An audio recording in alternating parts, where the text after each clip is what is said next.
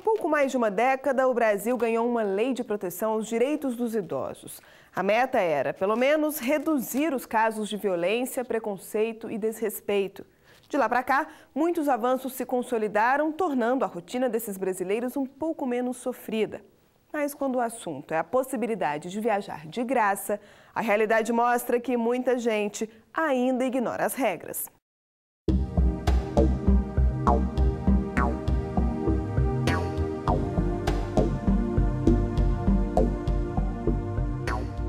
Eles escolhem os dias que eles querem para trazer a gente e tem que pagar metade e ficar na rodoviária, esperando o horário do ônibus que está vago para botar a gente. Feito pacote.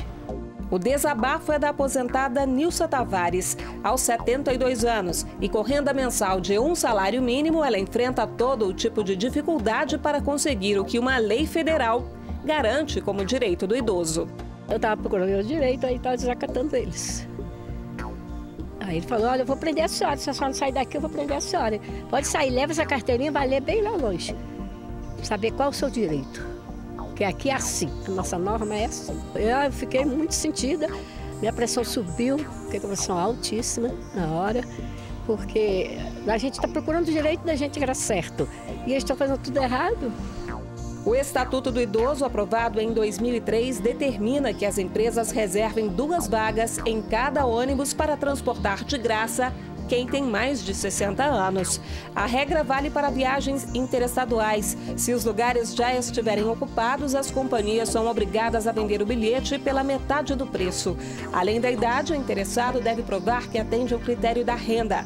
É que o benefício só vale para quem recebe até R$ 1.448 por mês, 2 salários mínimos. Para conseguir viajar de graça, a dona Nilsa diz que procura a empresa com antecedência de 30 dias. Quando mesmo assim a resposta é negativa, o jeito é arriscar no dia do embarque. Tem que tomar banho na rodoviária, almoçar na rodoviária, né? Aí chega às 7 horas da manhã, para sair 12h30 ou 4h30 da tarde, fica difícil, né? A lei que garante o direito aos idosos também estabelece regras para a compra da passagem com desconto. No caso das viagens de até 500 quilômetros, o bilhete deve ser emitido pelo menos 6 horas antes da viagem. Para trechos mais longos, são necessárias 12 horas de antecedência. Em Brasília, a Central Judicial do Idoso é responsável por defender o Estatuto e proteger aqueles que já passaram dos 60. A vice-presidente do órgão lembra que negar ou impedir o acesso a esse tipo de serviço é crime. Sonegar informação também. É dever, sim, das empresas, não apenas em decorrência do Estatuto do Idoso, mas em função do Código de Defesa do Consumidor, prestar as informações ao idoso de forma clara e objetiva. Então, o idoso tem, sim, direito a acessar aquelas informações, a verificar no monitor as vagas eventualmente existentes, porque ele está amparado isso como um direito do próprio consumidor. A ABRAT, a Associação Brasileira das Empresas de Transporte Terrestre de Passageiros, afirma que a determinação repassada aos associados é para que todos cumpram a lei.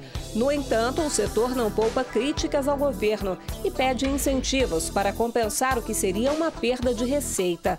Segundo o consultor jurídico da associação, que reúne 196 permissionárias, as políticas sociais envolvendo o transporte terrestre e a perda de passagens para as companhias aéreas nos últimos anos têm reduzido os lucros do setor. O transporte rodoviário é tributado em 17%, em alguns casos 19%, em outros casos, em média 15% de ICMS.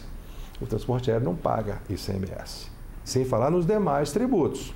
Outro problema é que nós não temos uma flexibilização por parte do governo federal para fazer uma política tarifária que seja próxima àquela que o aéreo faz, para obedecer à oferta e demanda.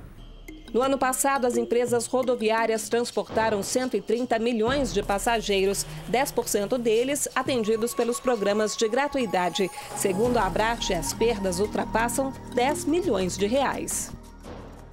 Embora as empresas que exploram o transporte rodoviário afirmem cumprir o Estatuto do Idoso, ainda é possível encontrar casos em que o benefício não é concedido. Desde que a medida destinada a idosos carentes foi instituída há 11 anos, o assunto movimenta o judiciário. Um dos casos mais recentes envolve a empresa Pluma Conforto e Turismo, multada pela Justiça Federal em R$50 mil, depois de descumprir o direito de um usuário. A empresa culpa o governo, alega que falta clareza nas regras sobre as fontes de custeio das despesas.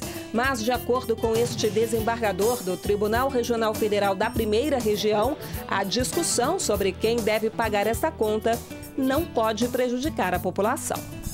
Essa é uma questão a ser resolvida entre as empresas e a administração federal que concede o serviço público. Portanto, essa questão não pode prejudicar o exercício de um direito fundamental. A vida e a dignidade das pessoas são valores que se sobrepõem aos interesses meramente econômicos. A ANTT, Agência Nacional de Transportes Terrestres, responsável pela regulamentação e fiscalização do setor, explica que a revisão das tarifas depende da comprovação dos prejuízos por parte das empresas, o que, segundo esta diretora da agência, não aconteceu.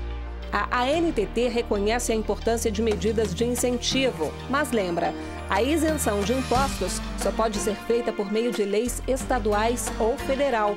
Quanto aos idosos, a orientação é não ficar calado. O idoso deve procurar a ANTT por seus canais de comunicação.